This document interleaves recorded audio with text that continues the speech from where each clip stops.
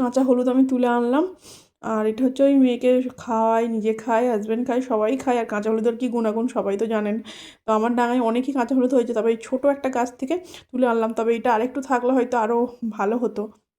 ও, তো যেদিন সকালবেলা ঘুম থেকে উঠতে একটু দেরি হয়ে যায়, সেদিনের সারাদিনের কাজগুলো কেমন এলোমেলো হয়ে যায়, এবং কোন কাজটা কোন টাইমে করব সেটা তো মাথায় একটা গন্ডগোল হয়েই যায়।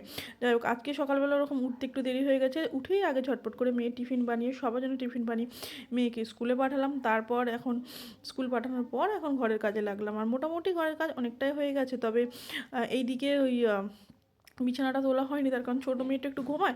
তো ছোটো মেয়ের জন্য একটু মানে লেট হয়ে যায় আর কি। আর ও সাধারণত সেরকম একটা যে আমি কাজ করি 2 ঘন্টা ঘুমাই সেরকম মোটেও না। আমি ওঠার 10-5 মিনিট পরে ও উঠে পড়ে। তো আমি উঠে রান্নাঘরে ব্যস্ত হয়ে পড়লে এইদিকে আর আসা হয় না। তো সেই কারণে এখন বিছানাটা গুছিয়ে নিচ্ছি। আর বিছানাটা ওই যে টান টান করে বিছানাটা গোছাবো এবং বিছানাটা আমার সেইভাবেই থাকবে, সেটা আশা করা একদমই ভুল। তার কারণ ওই এখন দুই আমার এক নয় 2 মেয়ে, তো 2 মেয়েই ছোটো। তো বিছানা আমার কখনোই গোছানো থাকে না, সবসময় অগোছালোর মতোই থাকে। আর যাদের বাড়িতে ছোটো ছোটো বাচ্চা আছে তারা হয়তো সবাই আমার সঙ্গে একমত হবেন। আর কি বলুন তো, জীবনের এই পার্ট, এক একটা পার্ট মানে এক সময় নিজের মতো করে কাটিয়েছি, একটা সময় নিজের বাচ্চাদের মতো করে কাটাবো, আবার একটা সময় অনেক রকম মানে ভাবে সময় আসে আর কি জীবনে।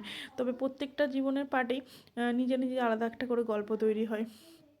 তো এই হলো ব্যাপার। যাই হোক, এখন আমি এই শীতের ঝামেলাগুলো গোছাচ্ছি। শীতের ঝামেলায় লেপ, কম্বল, এই সমস্ত কিছু। আমার হাজব্যান্ড আবার ব্ল্যাঙ্কেট ব্যবহার করে, আর আমার আবার লেপ না হলে হয় না।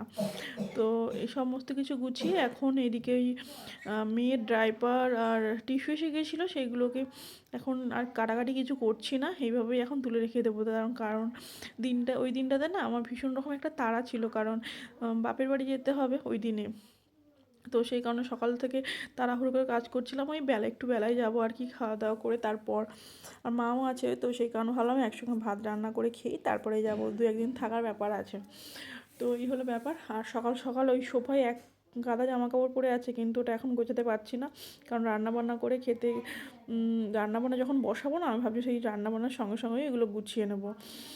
আর এইদিকে গতকাল কিছু ওই মানে ওই ব্ল্যাঙ্কেটের কভার আর একটা মোটা বেডশিট যেটা কেচেছিলাম। আর আমাদের এখানে তো রোদ্দুরের একটু প্রবলেম, সেই কারণে একদিনে কোনো কিছুই একটু মোটা হলে রোদ্দুরে শোকানোর কোনো চান্সই থাকে না। আমাকে 2 দিন ধরে রোদ্দুরে দিতেই হয়, যতই ছাদে দিই কেন বা উঠোনে দিই কেন।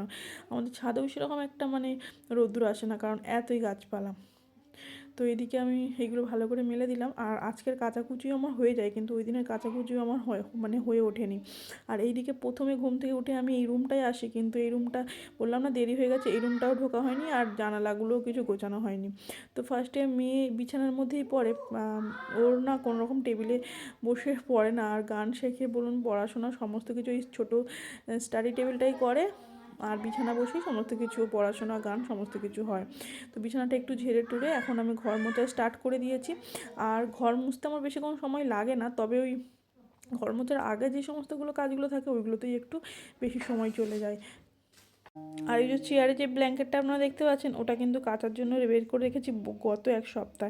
কিন্তু সময় এবং সুযোগের অপেক্ষায় আছি, কখন সময় এবং সুযোগ পাবো এবং ওটাকে কাচবো। কারণ ওটা তো 10-5 মিনিটের ব্যাপার না, ওটাকে নিয়ে পড়লে এখন 1 ঘন্টার ব্যাপার। আর একার পক্ষে ওটাকে জলের মধ্যে দিয়ে চাগিয়ে তোলা সম্ভব নয়, সেই কারণে কাউকে আমাকে একটু হেল্প নিতেই হবে। তো সেই কারণে সমস্ত কিছু ভেবে চিন্তেই এখন রেখে দিয়েছি, যখনই সুযোগ হবে টুক করে কেচে নেব। এই হলো গল্প। আর ঘরদোর মুছে তারপর রান্নাবান্না করি। চলুন পরের ভিডিওতে আপনাদের সঙ্গে আবার শেয়ার করছি।